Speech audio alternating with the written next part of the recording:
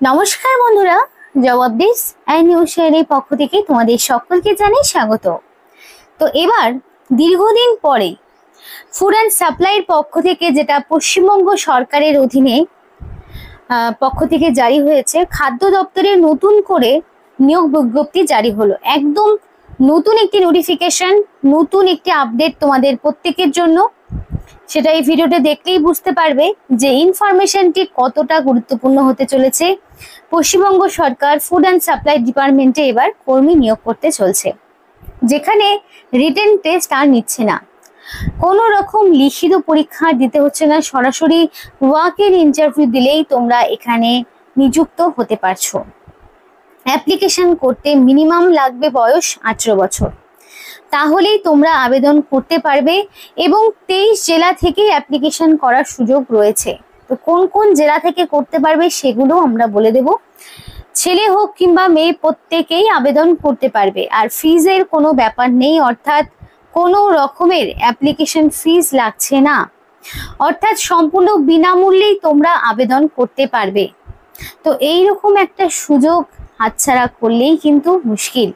তো ভিডিওটি দেখলেই বুঝতে পারবে যে ইনফরমেশনটি কতটা ইম্পর্টেন্ট রয়েছে, এবং এই ভিডিওর মাধ্যমে তোমাদেরকে অ্যাপ্লাই প্রসেস সহ সবটাই দেখিয়ে দেবো। বারবার বলছি, অ্যাপ্লিকেশন করতে কিন্তু টাকা পয়সা কিচ্ছু লাগছে না, ফ্রিতেই অ্যাপ্লিকেশন করতে পারবে। সেটা যে কোনো ক্যাটাগরি হোক না কেন, ছেলে কিংবা মেয়ে প্রত্যেকেই ফ্রিতেই অ্যাপ্লিকেশন করতে পারবে।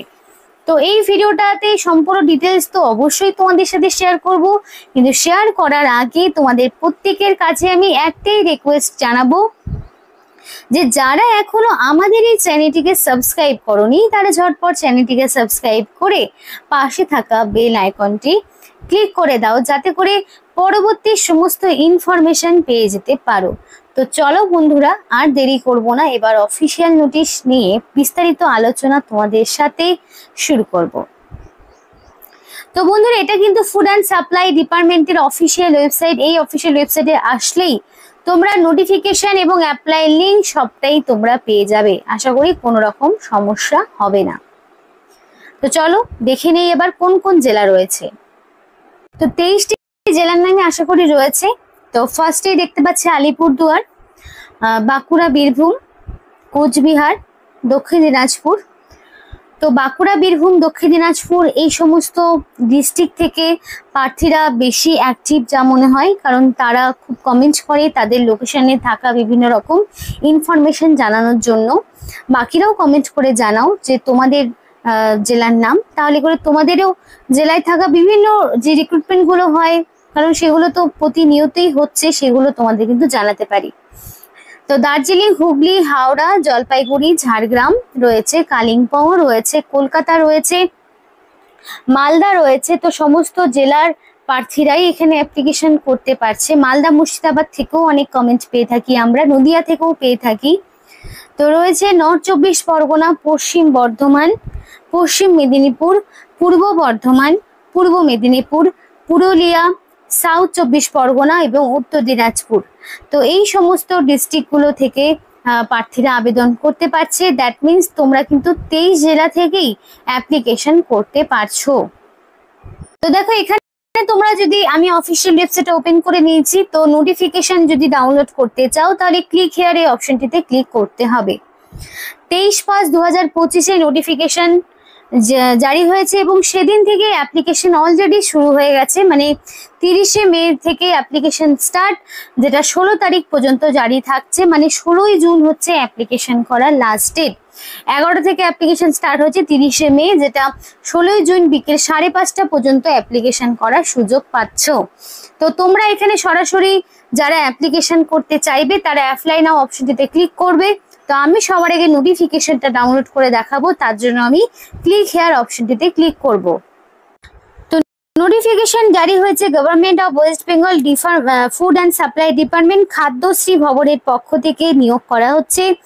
https://food.wb.government.in, এটা হলো এদের অফিসিয়াল ওয়েবসাইট। তো এখানে দেখো মানে ফাইল নাম্বার এবং নোটিফিকেশনের নাম্বারও দেওয়া রয়েছে, মানে সম্পূর্ণ ডিটেলস বলা রয়েছে। তো এখানে তোমাদের নিযুক্ত হতে গেলে প্রজেক্ট ম্যানেজার এই পোস্টে তোমাদেরকে নিয়োগ করা হচ্ছে। প্রজেক্ট ম্যানেজার পোস্টে তোমরা নিযুক্ত হতে পারছো। এছাড়াও তোমাদের রয়েছে ডেপুটি প্রজেক্ট ম্যানেজার বলে আরেকটি পোস্ট। এছাড়াও থাকছে সিনিয়র সফটওয়্যার ডেভেলপার নামে আরেকটি পোস্ট।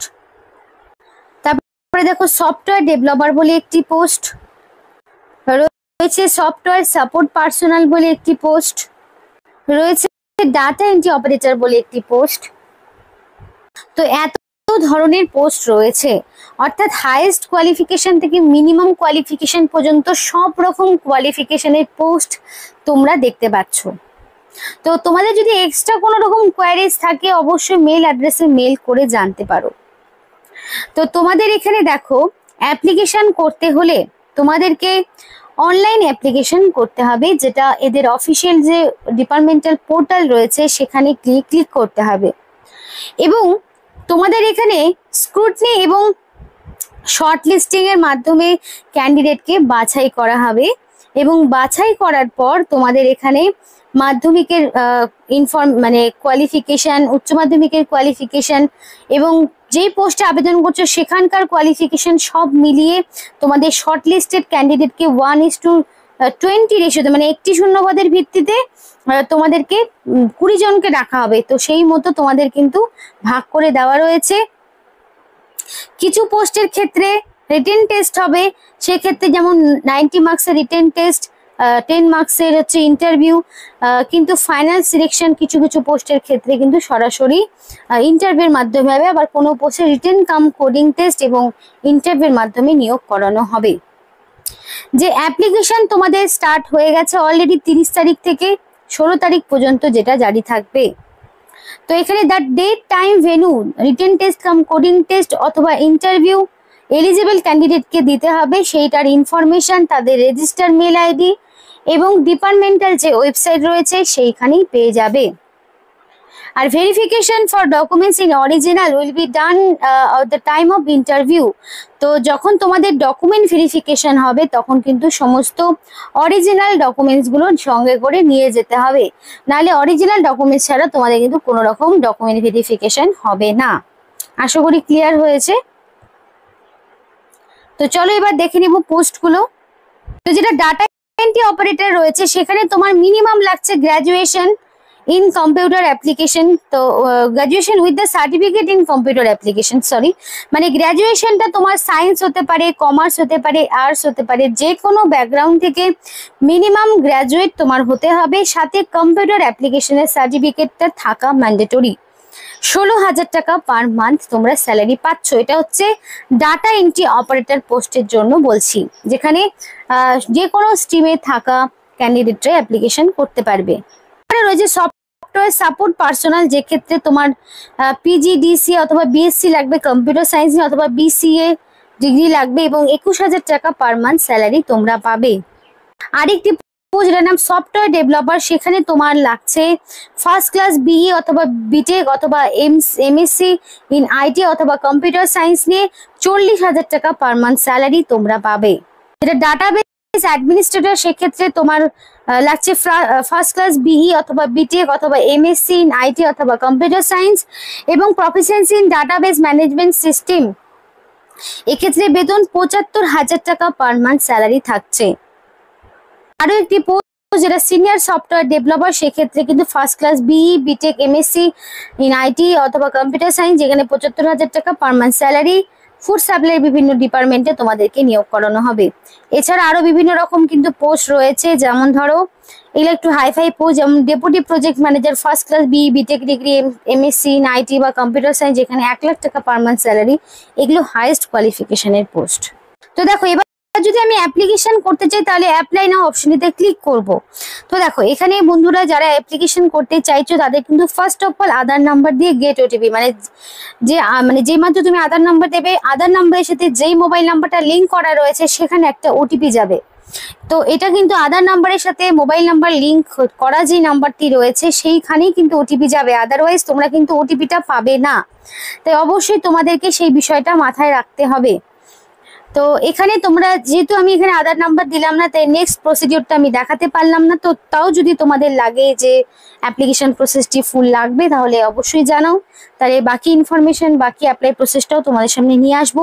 বেসিক জিনিসগুলো বলি, এখানে আধার কার্ডের নাম্বার দেওয়ার পরে তোমাদের একটা ইন্টারফেস ওপেন হবে, যেখানে তোমার সম্পূর্ণ পার্সোনাল ডিটেলসগুলো থাকবে, নাম, বয়স, অ্যাড্রেস থেকে শুরু করে সবটা তোমার থাকবে। এবং গিয়ে তোমার এখানে সবটা দিতে হবে, অরিজিনাল কিছু ডকুমেন্টস আপলোড করতে হবে স্ক্যান করে। তো এবার ডিটেলস গুলো দেওয়ার পরে তোমার ধরো বয়স, নাম যা কিছু দিবে সেটা যাতে অ্যাকর্ডিং টু মাধ্যমিক বা তার সমতুল্য পরীক্ষা এক্স্যাক্টলি তোমার যা নাম রয়েছে বা বয়স রয়েছে সেটাই দেওয়ার চেষ্টা করবে। এই ডকুমেন্টস গুলোই আবার তোমাকে ডকুমেন্ট ভেরিফিকেশনের সময় কিন্তু নিয়ে যেতে হবে। তো অবশ্যই ভ্যালিড যাতে হয় ডকুমেন্টস গুলো, কোনো রকম যাতে সমস্যা না থাকে। এজটার দিকটা খেয়াল রাখতে হবে, ন্যূনতম 18 থেকে ম্যাক্সিমাম তোমরা এখানে 45 পর্যন্ত অ্যাপ্লিকেশন করার সুযোগ পাবে। তো এখানে তোমাদের কোয়ালিফিকেশন থেকে শুরু করে এজ সবটাই 1/1/2025 অর্থাৎ 1 জানুয়ারি 2025 অনুযায়ী সমস্তটা হিসাব করা হবে। তো আশা করি বুঝতে পেরেছো। আর অ্যাপ্লিকেশন যা করা সেটা 16 তারিখের মধ্যে অবশ্যই কমপ্লিট করে নেবে। 16 জুন লাস্ট দিনগুলোতে না করাই ভালো, চেষ্টা করবে তার আগেই সম্পূর্ণ অ্যাপ্লিকেশন কমপ্লিট করে ফেলার।